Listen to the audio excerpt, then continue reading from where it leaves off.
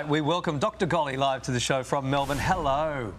Thank you, Larry. Thank you, Kylie. I'm sorry I couldn't be there with you in the studio, but such is life in lockdown in Victoria. No, of course. Yep. Nice to see you anyway. Thanks for doing this. The million-dollar question, how do you settle a fussy newborn? Now, you say we need to return them to the womb. You better quickly explain that. Not literally. It's a very, very difficult thing to do, of course. There are two answers to that question. The first thing is that it's really important to understand that the most relaxed and settled that you'll ever be is when you are in the womb. And everything that we do to try to settle a baby, and not just babies, but also older kids, even adults, is little reminders of what it feels like to be in the womb. So if you think about all the different methods, like shushing, that's the sound of things when you're underwater, and that's what you are when you're in the womb. Swaddling, that's that really, really strong enveloping hug that you feel when you're cramped up in the uterus. Rocking, that reminds a baby of the movements that the mother will make while they're pregnant. And patting, that's designed to remind the baby of the mother's heartbeat. So the mum's abdominal aorta, the big vessel running down, rests right up against the baby's spine during pregnancy. And that gentle, slow tap just reminds them of mum's heartbeat, and that's what will help to settle the baby. I've never thought of it like that before. Yes, sorry, keep going. The second part, which is another really important thing that a lot of people don't take into consideration, is that babies will drink much more than milk. When you're holding a baby, if you are anxious, if you are stressed, if you are worried, if you're not confident, they're going to drink all of that emotion too, and they will be unsettled in response to an unsettled parent. So it takes two. There are lots of ways to settle a baby, but it's really important to try to feel confident. And that's what part of the program is. It's empowering parents to feel confident, to interpret their baby's signs, interpret the cues, fix the problems, and have a lot of confidence themselves. Okay, that makes sense. What do you say, though? Some people say if you rock them and pat them, it's going to create a dangerous dependency, like the baby's going to need that to get to sleep. Is that the case? That's absolutely right. If you're talking about settling a baby, then rocking and patting, absolutely fine. But if you're talking about putting a baby to sleep, then you're absolutely right. You're going to start a negative sleep association. You see, babies have sleep cycles. They last about 45 minutes. And the way that you fall asleep is the way that you expect to wake up.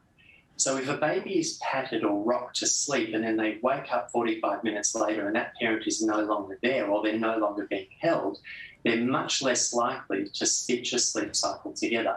It's like, Larry, if you went to bed tonight in your bed and woke up after 90 minutes, one of your sleep cycles in the bed behind me, there's no chance that you'd roll over and go back to sleep. And it's exactly the same with babies. And that's why I always get Kylie to burp me just before I go to sleep. Very important. Yeah, very supportive. Your new program is designed with fathers in mind. What can fathers do to help out here, apart from go to the pub and get out of the way? Well, firstly, it's important to acknowledge that I'm not just talking about fathers, I'm talking about the non-breastfeeding parent, but just for ease of conversation, I'll refer to them as fathers now. A lot of dads will sit in this very room and say to me that they just feel helpless, they can't do anything to support the baby, to support their partner. But the truth is, other than breastfeeding, there's absolutely nothing that a dad can't do. And in some ways, they are in fact the secret weapon because they don't smell of breast milk. And they don't have the same hormone surges that a mum will have, a breastfeeding mother, which makes them far more likely and far more wanting to feed a baby. So when a baby is held by a dad who doesn't smell of milk, who is sending very strong signals saying, you're not going to get fed by me, that baby is far more likely to settle. Oh, I can hear that being repeated in homes at 5 a.m. right across the country. What are some of the signs that your little one is ready to go to sleep, Dr. Golly?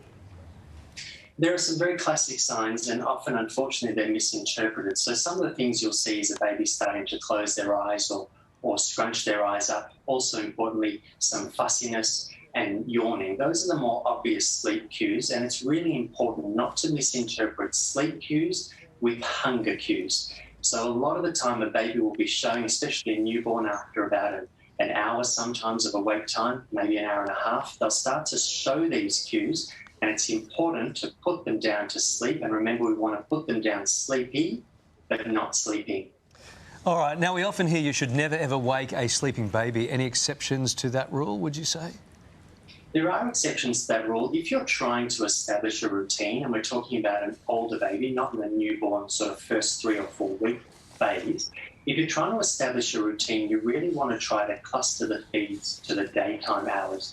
It's very similar to what we do. We have an amount of food that we intake, food and drink, over a 24-hour period, but we cluster them to 3 meals a day.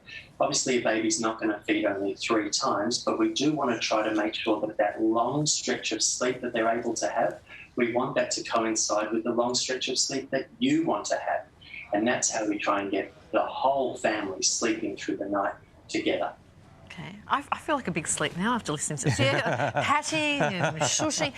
Thank you so much. It's been really informative. I wish we had more time, but we need to say goodbye. Thanks so much, Dr. Golly. Thanks for having me. Thanks, Doc. For more information about Dr. Golly's baby sleep program, just head across to the Morning Show website. All the details there for you. Great.